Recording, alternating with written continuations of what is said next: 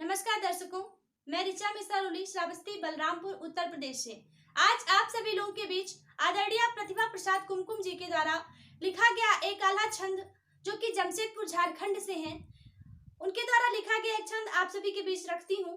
उन्होंने बहुत ही अच्छा वर्णित करने का प्रयास किया है और मैंने गाने का प्रयास किया है। सुनिएगा कैसा है।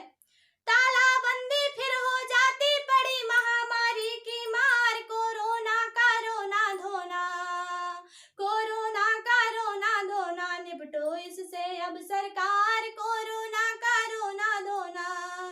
घर में भाजी साग खिलाकर सबको सिखलाती हूँ बात, हाथ हमेशा धोकर खाओ, रिश्तों में मत करना घात, हाथ हमेशा धोकर खाओ। कुछ दिन की है मजबूरी फिर दिखे सुखी सारा संसार, सामाजिक दूरी अपना कर दिखलाएं अपना व्यवहार, सामाजिक दूरी दिखलाकर कुदरत का भी मान रखेंगे, दे प्रधानमंत्री भी साथ, जनता भी तो साथ खड़ी है, मिलकर चलो झुकाएं माथ, जनता भी तो साथ खड़ी है। ये आरक्षण सुनने के लिए आप सभी का बहुत बहुत धन्यवाद। अगर आपको ये पसंद आया होगा तो आप सभी का आशीर्वाद चाहती हूँ। धन्यवाद।